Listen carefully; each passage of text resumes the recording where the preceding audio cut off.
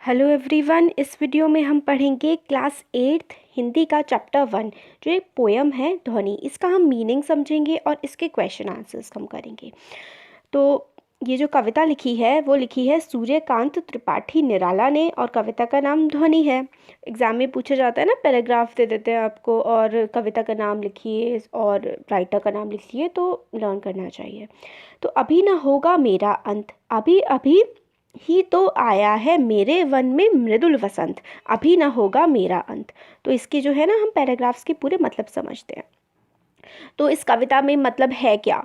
तो इस कविता में जो कवि हैं वो वसंत ऋतु के माध्यम से लोगों में नव चेतना की उजागर करना चाहते हैं। मतलब नव चेतना को लोगों में जो है कवि वो जगाना चाहते हैं। नव चेतना मतलब एक नई उमंग या फिर नई खुशियाँ और एक नई ज़िंदगी को जगाना चाहते हैं कवि इस कविता के माध्यम से लोगों में।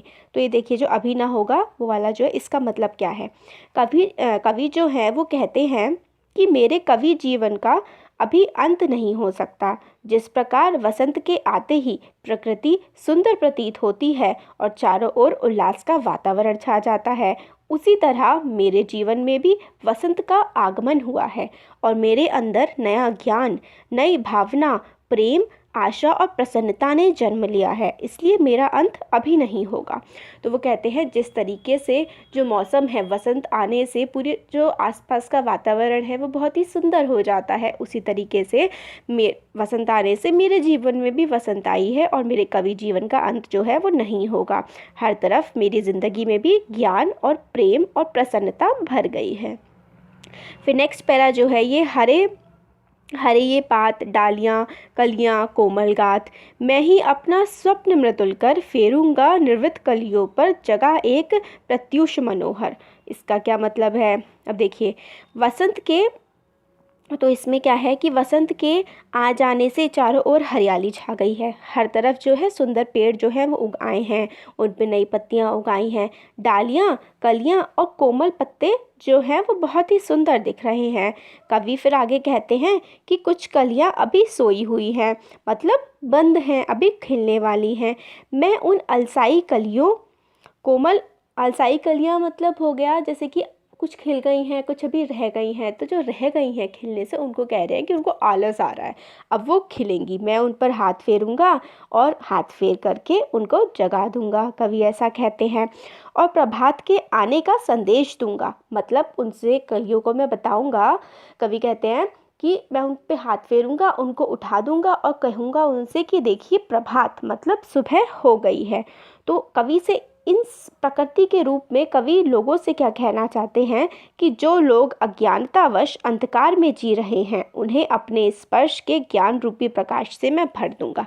मतलब कविता के माध्यम से जो हैं कवि लोगों को जगाने की बात कर रहे हैं। ऐसे लोग जो शायद निराशा में डूबे हुए हैं, प्रसन्न खुश नहीं है ज़िंदगी से, उनको ज्ञान देने की बात जो है कवि कह रहे हैं। अब जो नेक्स्ट है कविता का जो पैरा है, पुष्प पुष्प से लेकर के मेरा अंत तक, इसमें क्या है? इसमें कवि कहते हैं कि अलसाई जो आलस किए हुए जो फूल हैं, फूलों से उनका आलस्य खींच लूँगा। मतलब उनका जो आलस आ रहा है ना, उसको मैं बाहर निकाल दूँगा। उन फूलों से जिन्हें आलस आ रहा है उनको मैं जगा दूँगा और खुशी खुशी अपने जीवन के अमृत से उन्हें सींच कर हरा भरा कर दूँगा। मतलब जो कवि के अंदर ज्ञान है, जो कवि के अंदर खुशी है, वो कलियां जो आलस में हैं, जो उठ नहीं पा रही हैं, उन कलियों के जीवन में भी जो हैं, उन कलियों की ज़िंदगी में कवि प्रकाश भर देंगे, खुशियां भर देंगे। और एक कली के माध्यम से कवि जो है लोगों की बात कर रहे हैं कि उन लोगों को जिनके मन में आशा नहीं रही है, निराशा है, उनके मन में वो आशा और खुशियाँ जो है वो भर देंगे। और आगे वो कहते हैं जिस प्रकार मैंने उमंग से जीना सीख लिया है, कवि ने जिस तरीके से खुश रहना सीख लिया है, उसी तरह मैं देश के दुखी नीरस व्यक्ति के जीवन को सफल और सुखी बना दूंगा। फिर कवि कहते हैं कि जिस तरीके से मैंने खुश रहना सीख लिया है, अपनी ज़िंदगी में रंग भरने सीख लिए हैं, उसी तरीके से जो देश में दुखी लोग हैं उनको भी मैं सुखी बनाने का पूरा प्रयास करूँगा। मेरे कभी जीवन का अभी अंत नहीं होगा, क्योंकि मुझे उसी प्रकार बहुत कार्य करने हैं। कहते हैं मेरा जो कवि जीवन है उसका अभी अंत नहीं होगा, क्योंकि मुझे बहुत सारे काम करने हैं, बहुत सारे लोगों को उनके जीवन में प्रकाश भरना है, बहुत सारे लोगों के जीवन में। तो ये देखिए जो कविता थी पूरा का पूरा हम लोगों ने इसका जो है मतलब समझ लिया है। कविता लिखी है सूर्यकांत त्रिपाठी निराला ने। अब देखते हैं इसके प्रश्न उत्तर। तो देखिए पहला प्रश्न है, कवि को ऐसा विश्वास क्यों है कि उसका अंत अभी नहीं होगा? कवि को ऐसा क्यों लगता है कि उनका अंत अभी नहीं होगा? तो देखते हैं उत्तर। तो कवि को ऐसा विश्वास है कि उसका अंत अभी नहीं होगा क्योंकि अभी उन्हें देश के निराश व्यक्तियों के मन में आशा रूपी ज्ञान का प्रकाश भरना है। तो क्या करना है कवि को? ऐसा इसलिए लगता है कि उनका अंत अभी नहीं होगा क्योंकि देश के जो लोग हैं जो निराश हैं उनके मन में आशा भरनी है, उनके मन में खुशियों की रोशनी, खुशियों का प्रकाश भरना है। प्रकाश का मतलब रोशनी होता है, इसलिए उनको लगता है कि अभी उनका अंत नहीं होगा। नेक्स्ट क्वेश्चन है, फूलों को अनंत एक विकसित करने के लिए कवि कौन कौन सा प्रयास करता है? फूलों को जगाने के लिए, विकसित करने के लिए मतलब फूलों को बढ़ाने के लिए, जगाने के लिए कवि किस किस तरीके के प्रयास करते हैं वो बताना है।